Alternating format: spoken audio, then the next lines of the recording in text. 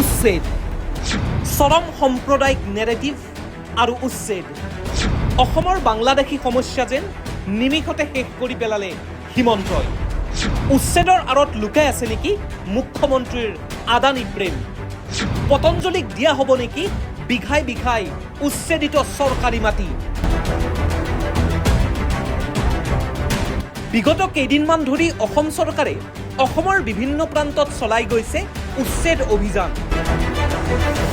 গোৱালপাৰাৰ হাছিলা বিল আৰু ধুবুৰীৰ চাপৰৰ উচ্ছেদ বিগত সপ্তাহটোৰ শীৰ্ষ বাতৰি। কাইলৈ গোৱালপাৰাৰ পাইকানত আকৌ চলোৱা হ'ব উচ্ছেদ। সাময়িকভাৱে চলাই থকা এই উচ্ছেদক হিমন্ত চৰকাৰে অতি কৌশলপূৰ্ণভাৱে অসমীয়া জনগণৰ হকে বাংলাদেশী বিতৰণৰ এক অভিযান বুলি প্ৰতিপন্ন কৰিব বিচাৰিছে। ফেচবুকত উচ্ছেদৰ প্ৰতি সাধাৰণ ৰাইজৰ সঁহাৰিয়ে চৰকাৰৰ এই কৌশলৰ সফলতাৰ ইংগিত দিছে। কিন্তু মন কৰিবলগীয়া কথাটো হ'ল যে সাম্প্ৰতিক হওক অথবা বিজেপি ৰাজৰ পূৰ্বৰ উচ্ছেদসমূহেই হওক, এইসমূহত চৰকাৰৰ হাতত প্ৰমাণ নাই যে চৰকাৰে উচ্ছেদ কৰা লোকসকল অবৈধ বাংলাদেশী। দুবছৰ আগতে গৰুসুঁতিত হোৱা উচ্ছেদৰ পিছত সেই উচ্ছেদিতসকলক চৰকাৰে প্ৰদান কৰা পুনৰ সংস্থাপন এই কথাৰেই প্ৰমাণ। প্ৰকৃততে অবৈধ বাংলাদেশী কোন?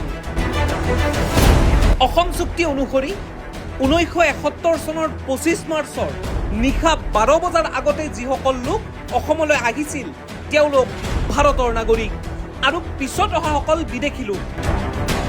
এতিয়া অসম চুক্তিৰ এই সময়সীমাৰ পিছত অবৈধভাৱে অসমলৈ অহাসকল অবৈধ বাংলাদেশী নাগৰিক, যাক চিনাক্ত কৰি বাংলাদেশলৈ বিতৰণ কৰা চৰকাৰৰ দায়িত্ব। এতিয়া প্ৰশ্ন হয়, প্ৰকৃততে বিদেশী বাংলাদেশীক চিনাক্ত কৰা হ'লনে? চিধা উত্তৰ নহ'ল। NRC সম্পন্ন কৰা হ'লনে? চিধা উত্তৰ নহ'ল। প্ৰকৃততে বিদেশী চিনাক্তকৰণ কৰি বিতৰণৰ কোনো ব্যৱস্থাই গ্ৰহণ কৰা নহ'ল। তাৰ পৰিৱৰ্তে এটা সম্প্ৰদায়ৰ একাংশ মানুহৰ বিৰুদ্ধে গঢ় দিয়া হ'ল এটা চৰম সাম্প্ৰদায়িক নেৰেটিভ।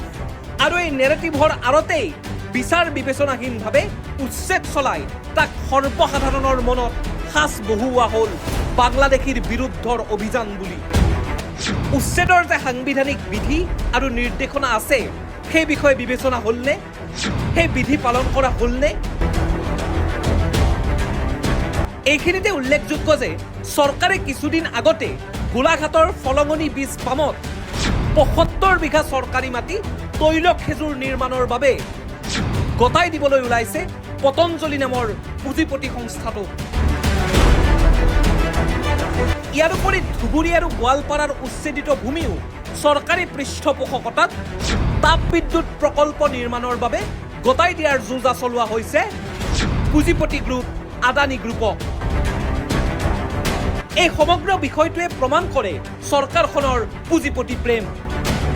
তাৰোপৰি এই বিষয়টোৱে স্পষ্ট কৰিছে যে চৰকাৰে সৰ্বসাধাৰণ শ্ৰমিক শ্ৰেণীৰ বৃহত্তৰ স্বাৰ্থক উপেক্ষা কৰি শ্ৰমিক শ্ৰেণীক শোষণ কৰি আহিছে আৰু কেৱল মাত্ৰ পুঁজিপতিৰ হকেহে কাম কৰি আছে।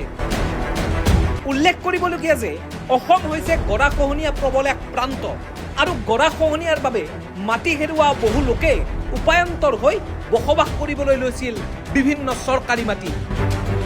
এতিয়া এই দৰিদ্ৰ মানুহখিনিৰ ওপৰত চৰকাৰৰ দ্বাৰা উচ্ছেদ চলোৱা হ'ল ঠিকেই, কিন্তু গৰাখহনীয়া ৰোধৰ কোনো বৈজ্ঞানিক ব্যৱস্থা চৰকাৰে গ্ৰহণ কৰিলেনে? নকৰিলে। তাৰ পৰিৱৰ্তে গঢ় দিয়া হ'ল এক সাম্প্ৰদায়িক নেৰেটিভ আৰু চলোৱা হ'ল উচ্ছেদ। এতিয়া বিভিন্ন সূত্ৰৰ পৰা পোৱা খবৰ অনুসৰি চৰকাৰে উচ্ছেদিত মাটি পুঁজিপতিক গতাই দিবলৈ ওলোৱাৰ ছবিখন পৰৱৰ্তী সময়ত কিদৰে অংকিত হয় সেয়াহে হ'ব লক্ষণীয়। নিউজ ডেস্ক ৰিপৰ্ট, দি অপিনিয়ন।